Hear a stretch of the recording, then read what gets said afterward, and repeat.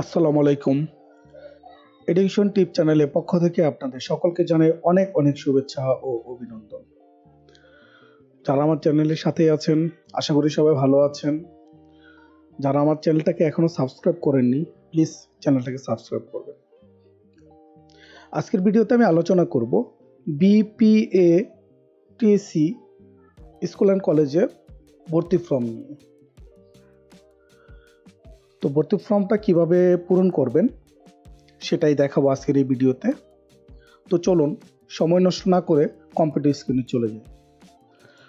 তো ব্রাউজারটা ওপেন করার পর এখানে টাইপ করবেন বিপিটিসিএসসি, এটা টাইপ করলে হবে। এটা টাইপ করলে আপনার এখানে প্রথমেই দেখেন সার্চ বারে লেখা আছে বিপিএটিসিএসসি। তো এখানে ক্লিক করবেন। এটাতে ক্লিক করলেই ভর্তির চলছে, সেটা হলো পপ আপ উইন্ডো ওপেন হয়েছে। তো এখানে পঞ্চম শ্রেণীতে আপনার 50টা আসন আছে, ষষ্ঠ শ্রেণীতে 60 আছে, সপ্তম শ্রেণীতে 35টা আছে, অষ্টম শ্রেণীতে 70টা, নবম শ্রেণীতে বিজ্ঞানে 30 জন, মানবিকে 5 জন, ব্যবসায়িক শিক্ষায় 5 জন, টোটাল 40টা আসন আছে। এটা হলো আপনার বাংলা ভার্সনের জন্য। এবং হলো ইংলিশ ভার্সনে যদি ক্লিক করি, ইংলিশ ভার্সনে ক্লাস 2তে আছে 45, ক্লাস 3তে আছে 45, ক্লাস 4-এ আছে 45, ক্লাস 5-এ আছে 45, ক্লাস 6-এ আছে 25, ক্লাস 7-এ আছে 17, ক্লাস 8-এ আছে 16 এবং ক্লাস 9-এ শুধু সায়েন্সে আছে 25। তো এটা হলো পপ আপ উইন্ডো। তো এটা হলো আসন সংখ্যাগুলা। তো আমাদের মূল কাজ হচ্ছে অ্যাডমিশন ফর্মটা কিভাবে ফিল আপ করব। তো সেটার জন্য এখান থেকে এই জিনিসটা ক্লিক করে কেটে দিবেন। কেটে দেওয়ার পর এখানে দেখেন অনলাইন সার্ভিস লেখা আছে। অনলাইন সার্ভিসের এখানে দেখেন অনলাইন অ্যাডমিশন একটা লেখা আছে। তো এখানে ক্লিক করুন। এটাতে ক্লিক করলে এই পেজটা ওপেন হবে। তো এখানে আপনার দেখেন লেখা আছে অনলাইন স্কুল অ্যাডমিশন ফর্ম। এখানে দেখেন লেখা আছে অনলাইন স্কুল অ্যাডমিশন ফর্ম। তো এখানে ক্লিক করুন। এখানে ক্লিক করলেই আপনার ভর্তির আবেদন প্রক্রিয়ার যে পেজটা এটা ওপেন হয়েছে। আমার ভিডিও ডেসক্রিপশনে এটা লিঙ্ক দেওয়া আছে। আপনারা যদি এই লিঙ্কে ক্লিক করেন সরাসরি এই পেজটাতে চলে আসবে, আর কোনো পেজে যাবে না। তো আপনাদের যেভাবে আসতে প্রয়োজন হয় এই পেজটাতে আসবেন। তো এখানে প্রথমত দেখি এখানে কি এখানে দেওয়া আছে। আবেদন করতে শিক্ষার্থীর জন্ম সনদ। এখানে দেখেন শিক্ষার্থীর জন্ম সনদ নাম্বার সঠিকভাবে লিখতে হবে। এখানে শিক্ষার্থীর জন্ম সনদে যে নাম্বারটা আছে এটা সঠিকভাবে লিখতে হবে। সঠিক মোবাইল নাম্বার ব্যবহার করতে হবে। জন্ম সনদের তথ্যের সাথে আবেদনের তথ্যে কোনো রূপ অমিল হলে, অর্থাৎ জন্ম সনদে অর্থাৎ জন্ম নিবন্ধনে যেরকম আছে সেম টু সেম এরকমই দিতে হবে। যদি কোথাও গরমিল হয়, দেখা গেল জন্ম সনদে একটা দিয়েছেন, ভর্তি আবেদন ফর্মে আরেকটা দিয়েছেন, এরকম হলে কিন্তু ভর্তি বাতিল বলে গণ্য হবে। যদি সে নির্বাচিতও হয়, অর্থাৎ ভর্তি পরীক্ষায় সে যদি দিয়ে নির্বাচিত হয়, সেক্ষেত্রেও বাতিল বলে গণ্য হবে। ভর্তি পরীক্ষার সময় কালার প্রিন্ট, মূল প্রবেশপত্র ও জন্ম সনদের ফটোকপি সঙ্গে আনতে হবে।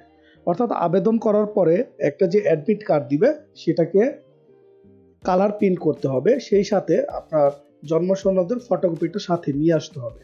এবং কি এখানে দেখেন নিচে লাল ইয়েতে লেখা আছে পেমেন্ট শেষে রিসিট এবং প্রবেশপত্র কালার প্রিন্ট করে রাখুন। অর্থাৎ হলো আপনি পেমেন্ট করার পরে রিসিট এবং হলো প্রবেশপত্র দুইটাই ডাউনলোড করতে দিবে।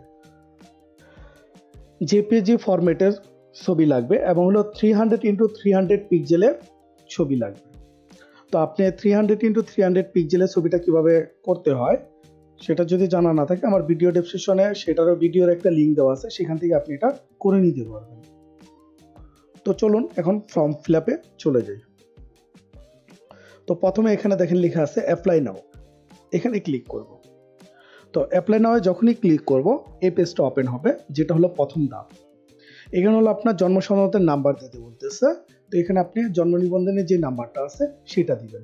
তো আমি আমাদের জন্ম নিবন্ধনের নাম্বারটা দিব। তো এখানে হলো ভ্যালিড ফোন নাম্বার দিতে বলতেছে। অবশ্যই মোবাইল নাম্বারটার আগে 880 দিয়ে নেবেন। ভ্যালিড মোবাইল নাম্বার দিতে বলতেছে। অবশ্যই মোবাইল নাম্বারের আগে 880 দিয়ে নেবেন। তো আমরা এখানে মোবাইল নাম্বারটা দিচ্ছি। মোবাইল নাম্বারটা দেওয়ার পর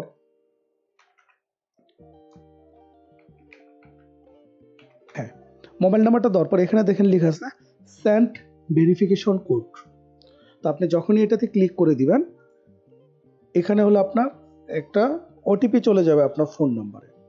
সেই ওটিপিটা এখানে দিবেন। দেওয়ার পর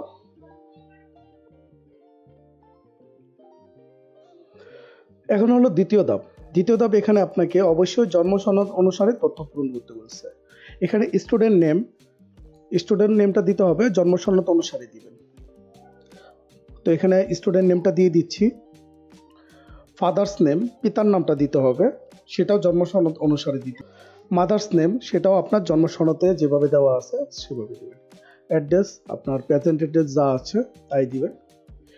একটা ইমেল আইডি দিবেন, যদি বাইরে হয়ে থাকেন আউটসাইড দিবেন। জেন্ডার, মেল ফিমেল যেটা আছেন সেটা দিবেন। এখানে কোটা, যদি আপনার কোনো কোটা থেকে থাকে ফ্রিডম ফাইটারে, তাহলে কোটাটা সিলেক্ট করে দিবেন। এখানে হলো আপনি অ্যাডমিট নিতে চাচ্ছেন কোন ক্লাসের জন্য, সেই ক্লাসটা এখানে সিলেক্ট করে দিবেন।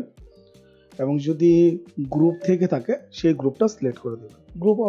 গ্রুপ তো ক্লাস 9 থেকে শুরু হবে, তো ক্লাস 9-এ গ্রুপ পাবেন। এখানে ডেট অফ বার্থ, আপনার জন্ম তারিখটা দিয়ে দিবেন জন্ম সনদ অনুসারে। এখানে হলো বার্থ সার্টিফিকেট নাম্বার, এটা এখানে অটোই চলে আসে, তারপর যদি অটো না আসে এখানে দিয়ে দিচ্ছি। ভ্যালিড ফোন নাম্বার তো দেওয়াই আছে, ভেরিফিকেশন কোডও দেওয়া আছে। এখানে হলো আপনার আগের যে স্কুলে ছিলেন সেই স্কুলের নামটা দিবেন। অ্যাডমিশন ইয়ার্স দেওয়া আছে। তো এখানে যে ছবিটার কথা বলেছিলাম সেই ছবিটা এখান থেকে দিয়ে চুজ ফাইল, এখানে ক্লিক করে আপনার ডেস্কটপে যেখানেই আছে বা ফোনে যেখানেই থাকুক এখান থেকে দিয়ে দিবেন। তো ফাইলটা দেখিয়ে দেওয়ার পর এখানে দেখেন নেক্সট একটা বাটন আছে, এখানে ক্লিক করবেন। তো যখনই আপনি নেক্সট বাটনে ক্লিক করবেন, নেক্সট বাটনে ক্লিক করার সাথে সাথে এই পেজটাতে চলে আসবে। তো নেক্সট বাটনটাতে যখনই ক্লিক করবেন, এই পেজটাতে আসার পর আপনাকে এখানে একটা ট্র্যাকিং নাম্বার সহ অনলাইন পেমেন্ট দেখাবে এবং হলো কত টাকা পেমেন্ট করতে হইতেছে সেটাও এখানে দেখাই দিচ্ছে। তো এটা দেওয়ার পর এখানে নেক্সট যে বাটনটা আছে এখানে ক্লিক করব। নেক্সটে ক্লিক করার পর আপনাকে এখানে দেখেন সোনালী ব্যাংক, কার্ড, মোবাইল ব্যাংকিং। তো আমি যেহেতু মোবাইল ব্যাংকিংয়ের মাধ্যমে পেমেন্ট করবো সেই জন্য মোবাইল ব্যাংকিংটাই সিলেক্ট করতেছি। মোবাইল ব্যাংকিং সিলেক্ট করার পর এখানে আপনার বিকাশ, নগদ, রকেট, উপায়, সেলফিন, টপ আপ, এরকম অনেকগুলো আছে যেগুলো মোবাইল ব্যাংকিং। তো আমি যেহেতু রকেটের মাধ্যমে পেমেন্ট করব সেই জন্য রকেটটা সিলেক্ট করে দিলাম।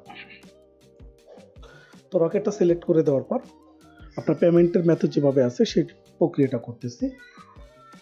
রকেটের অ্যাকাউন্ট নাম্বার দিচ্ছি, পিন নাম্বার দিচ্ছি। দেওয়ার পর ফোনে একটা ওটিপি ভেরিফিকেশন কোড আসলো, সেটাও। পেমেন্ট কমপ্লিট হওয়ার পর এরকম একটা পেজ ওপেন হলো। এই পেজে এখানে দেখেন লেখা আছে প্রিন্ট অ্যান্ড সেভ। তো আপনি এটা যদি আপনার প্রিন্টারের সাথে কানেক্ট থেকে প্রিন্ট করে নিলেন, আর যদি আপনি সেভ করে রাখেন পরবর্তীতে প্রিন্ট করতে পারবেন। তো আমি যখনই প্রিন্ট অ্যান্ড সেভতে দিলাম, প্রিন্ট অ্যান্ড সেভে দেওয়ার পর এখানে দুইটা পেজ কিন্তু একত্রে আছে। একটা পেজ হলো আপনার পেমেন্ট স্লিপ, আর একটা পেজ হলো আপনার অ্যাডমিট কার্ড। দুইটাই আপনাকে প্রিন্ট আউট করে নিতে হবে এবং হলো কালার প্রিন্ট করতে হবে। তো এই ছিল বটে আবেদন ফর্ম পূরণ করা। তো কিভাবে আবেদন ফর্মটা পূরণ করতে হবে অবশ্যই ইনশাল্লাহ আশা করি আপনারা এখন সহজে বুঝতে পারছেন। তারপরও যদি কারো কোথাও কোনো ডাউট থেকে থাকে, বুঝতে অসুবিধা হয়, অবশ্যই আমাকে কমেন্ট করবেন, আমি আপনাদের প্রবলেম সলভ করার চেষ্টা করব। তো দেখা হবে পরবর্তী কোনো একটা ভিডিওতে। সেই পর্যন্ত সবাই ভালো থাকুন, সুস্থ থাকুন। আল্লাহ হাফেজ।